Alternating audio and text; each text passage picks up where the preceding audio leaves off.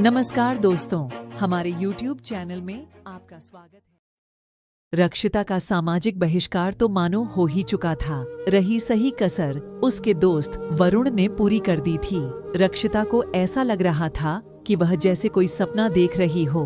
20 दिनों में उसकी जिंदगी तहस नहस हो चुकी थी। 52 दिनों पहले रक्षिता के पापा की हार्ट अटैक से मौत हो चुकी थी।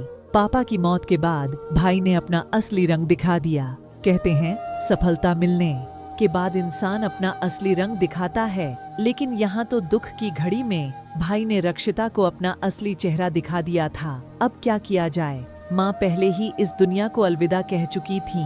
दादी की भी 1 साल पहले मृत्यु हो गई थी। रक्षिता ने कभी सपने में भी नहीं सोचा था कि उसे ऐसे दिन भी देखने पड़ेंगे। रिश्तेदारों के सामने भाई ने हाथ नचाकर पुष्टि कर दी थी कि रक्षिता की वजह से ही पापा की मृत्यु हुई।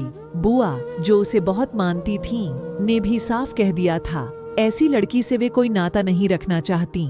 उसके भाई ने उससे साफ तौर पर कह दिया था, अब घर वापस आने की जरूरत नहीं है। तुम्हारी शादी पर खर्च करने की मेरी कोई मंशा नहीं है। उसने दिल्ली जाने का टिकट उसके हाथ में थमा दिया। कोई बात नहीं, कम से कम वरुण तो साथ देगा ही। अब जब समस्या आ ही गई है तो समाधान भी ढूंढना ही पड़ेगा।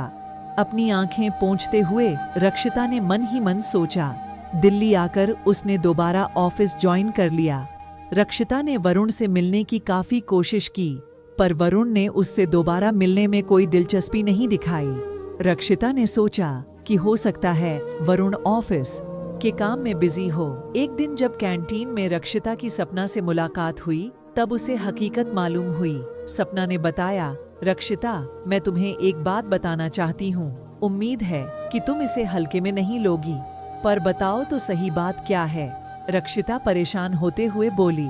वरुण कह रहा था कि तुम्हारे रोने धोने की कहानियां सुनने का स्टेमिना उसमें नहीं है। यह सुनते ही रक्षिता के चेहरे की हवाइयां उड़ गईं।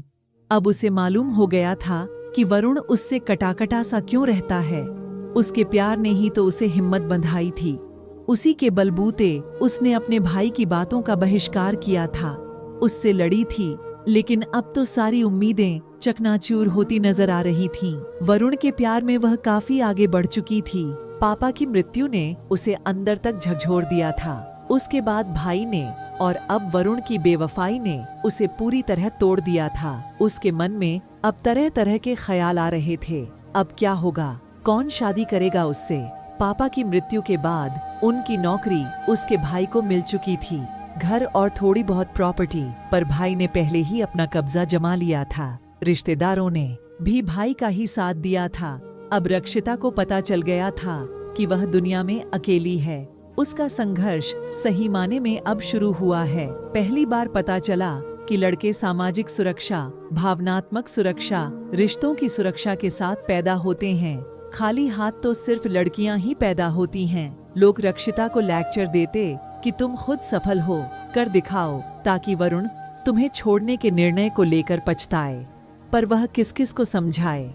ऐसा तो फिल्मों में ही संभव है, और रिश्तों की सुरक्षा के बिना वह कितना क्या कर लेगी। धीरे धीरे समय बीतने लगा और रक्षिता ने अब किसी प्राइवेट इंस्टीट्यूट में इवनिंग क्लासेस लेकर LLB की पढ़ाई शुरू कर दी।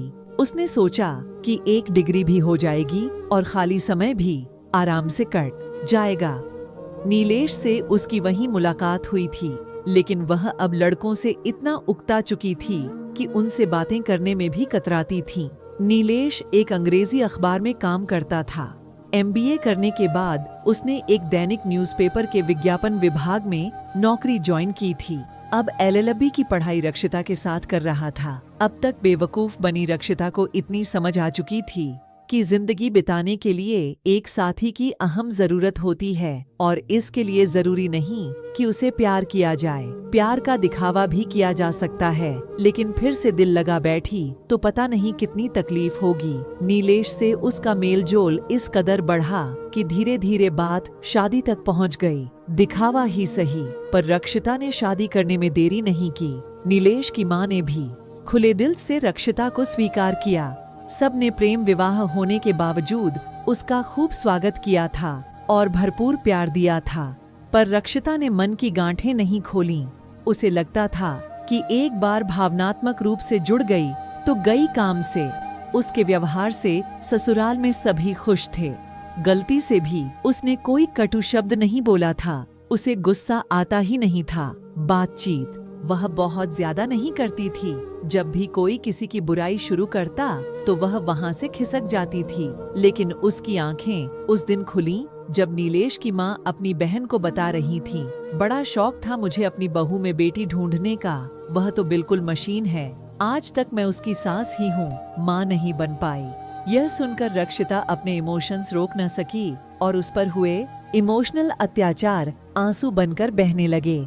आंसुओं के साथ बहुत कुछ बह रहा था। आपका समय निकलकर हमारे साथ था, इसके लिए आपका धन्यवाद। अगली बार फिर से मिलते हैं नए और रोचक वीडियो के साथ। चैनल को सब्सक्राइब करना न भूलें। धन्यवाद और शुभकामनाएं।